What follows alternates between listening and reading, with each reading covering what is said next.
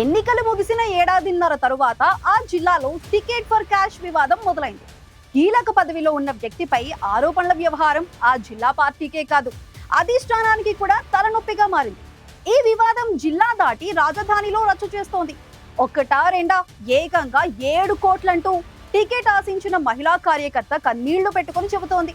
వరుస ఆరోపణలతో ఎదుర్కొంటున్న ఆ నాయకుడి పరిస్థితి పెనం మీద నుంచి పొయ్యిలో పడ్డట్లుంది. ఇంతకీ ఎవరా నేత, ఎక్కడి రచ్చ?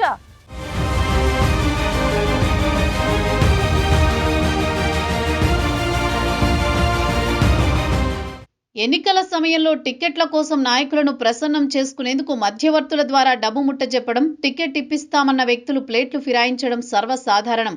అలాంటి వివాదమే ఇప్పుడు అన్నమయ్య జిల్లా టీడీపీని కుదిపేస్తోంది. అయితే ఇది ఓటుకు నోటు కాదు, టిక్కెట్టుకు నోటు. 2024 ఎన్నికల్లో రైల్వే కోడూరు టీడీపీ టికెట్ ఇప్పిస్తానని తన నుంచి 7 కోట్లు తీసుకుని మోసం చేశారని టీడీపీ మహిళా నేత సుధా మాధవి చేస్తున్న ఆరోపణలు పార్టీని కుదిపేస్తున్నాయి. టీడీపీ రాష్ట్ర కార్యనిర్వాహక కార్యదర్శిగా ఉంటూ అమెరికాలో ఉన్న తానా అధ్యక్షుడు వేమన సతీష్ తన నుంచి టికెట్ కోసం 7 కోట్లు తీసుకున్నారంటున్నారు సుధా మాధవి. పూర్వీకుల ఆస్తులమ్మి మరీ డబ్బులిచ్చారని సోషల్ మీడియా వేదికగా పలు వీడియోలు రిలీజ్ చేశారు. ఇప్పుడు ఏకంగా విజయవాడ కేంద్రంగా ప్రెస్ మీట్లు పెట్టి మరీ తనకు న్యాయం చేయాలని మహిళా నాయకురాలు మీడియాకెక్కడం టీడీపీలో తీవ్ర దుమారం రేపుతోంది. ఇవిగో ఆధారాలు అంటూ సుధామాధవి కొన్ని పత్రాలు కూడా చూపడం ఈ వివాదాన్ని మరింత జటిలం చేస్తోంది. సుధామాధవి ఆరోపణల్లో నిజమెంత, రాజకీయం ఎంత, ఈ టికెట్ వ్యవహారంలో వేమన సతీష్ పాత్ర ఎంత అన్నది తేల్చాల్సింది ఎవరనే దానిపై క్లారిటీ రావటం లేదట. రైల్వే కోడూరు టికెట్ని మొన్నటి ఎన్నికల్లో పొత్తులో భాగంగా జనసేనకు కేటాయించారు. జనసేన అభ్యర్థిగా 6వ శ్రీధర్ గెలుపొందారు.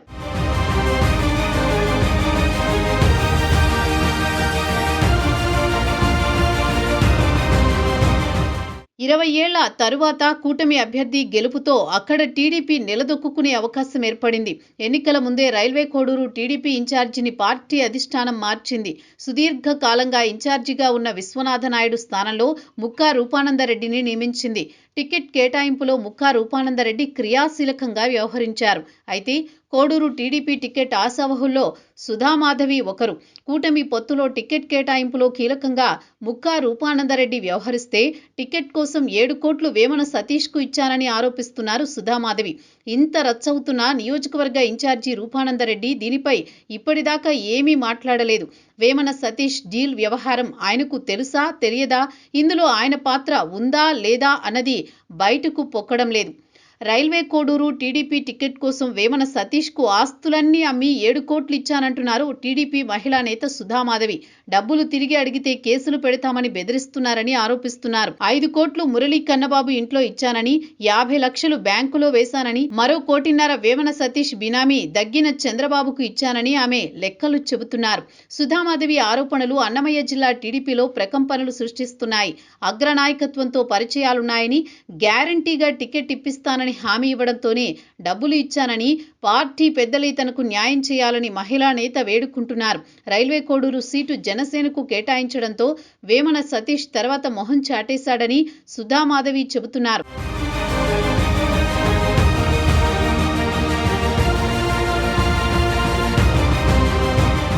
టికెట్ రాకపోయినా నామినేటెడ్ పదవి ఇప్పిస్తానని ఇన్నాళ్లు మభ్యపెట్టారని సుధామాధవి ఆవేదన వ్యక్తం చేస్తున్నారు.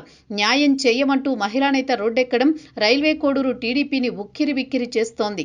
ఎన్నికల సందర్భంలోనూ ఆ తరువాత పార్టీ అధినేత చంద్రబాబు లోకేష్ను కలవడానికి ప్రయత్నించినా అవకాశం రాలేదని, అందుకే ఇలా రోడ్డెక్కాల్సిన పరిస్థితి వచ్చిందంటున్నారామె. ఎన్నికల ముందు కార్యనిర్వాహక కార్యదర్శి పదవి పొందిన వేమన సతీష్ ఎన్నికల ప్రచారంలో కూడా పాల్గొన్నారు. ఎన్ఆర్ఐగా అమెరికాలో సెటిల్ అయిన వేమున సతీష్ తానా అధ్యక్షుడిగా ఉన్నారు. 2024 ఎన్నికల ముందు రైల్వే కోడూరు, రాజంపేట నియోజకవర్గాలలో ఎన్నికల ప్రచారంలో చురుగ్గా పాల్గొన్నారు. ఈ 2 నియోజకవర్గాల నేతలతో సతీష్కు సత్సంబంధాలున్నాయి. రాజంపేట ఎమ్మెల్యే ఆకేపాటి అమర్నాథ్ రెడ్డితో కూడా మంచి సంబంధాలున్నాయనే ఆరోపణలతో పాటు 7 కోట్ల వ్యవహారం రాజంపేట టీడీపీ సీనియర్ నేతల్లో కొందరికి తెలుసని సుధామాధవి బాంబు పేల్చారు. దీంతో ఈ ఆరోపణలు పార్టీ నేతలను ఇరకాటంలో పెడుతున్నాయట.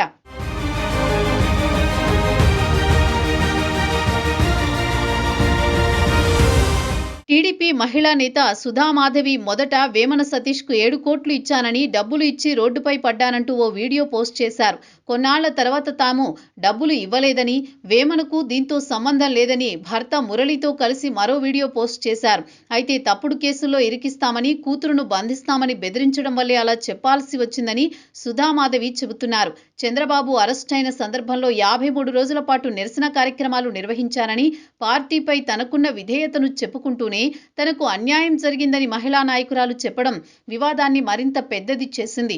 డబ్బులు లెక్క పెడుతున్న దృశ్యాలు, కొన్ని రిజిస్ట్రేషన్ పత్రాలు, ఫోన్ సంభాషణలు ఆధారాలుగా చూపిస్తున్న సుధామాధవి సీఎం చంద్రబాబు, లోకేష్, ఉప ముఖ్యమంత్రి పవన్ కళ్యాణ్ తనకు న్యాయం చేయాలని కోరుతున్నారు. మరోవైపు గతంలో జై భీం పార్టీ తరపున పోటీకి ప్రయత్నించిన సుధామాధవి న్యాయం కోసం ఇప్పుడు తిరిగి జడల శ్రావణ్ను కలవడం పెద్ద ఎత్తున చర్చకు దారితీస్తోంది. డబ్బులు ఖర్చు పెట్టుకుంటే టికెట్ వస్తుందని దుగ్గిన చంద్రబాబు చెప్పిన మాటలు నమ్మి ఆయనకు 2 కోట్లు ఇచ్చానని, ఆ 2 కోట్లతో పాటు ఏదైనా ఆస్తి ష్యూరిటీ పెట్టాలని కోరితే 4 ఎకరాల భూమిని రాజన్న అనే వ్యక్తి ద్వారా విష్ణునాయుడుకు రిజిస్టర్ చేయించినట్లు సుధామాధవి పత్రాలు కూడా చూపిస్తున్నారు.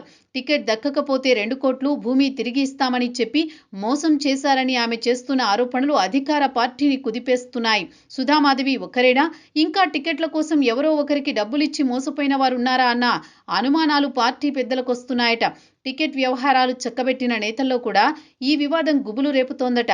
ఇన్నాళ్ల తర్వాత సుధామాధవి మోసపోయానని రోడ్డెక్కడం వెనుక రాజకీయ కారణాలు ఉన్నాయా అన్న అనుమానాలు కూడా కొందరికి వస్తున్నాయట. ఈ వివాదం ఎప్పటికీ సద్దుమణుగుతుందో ఆ పెరుమాళ్లకే ఎరుక.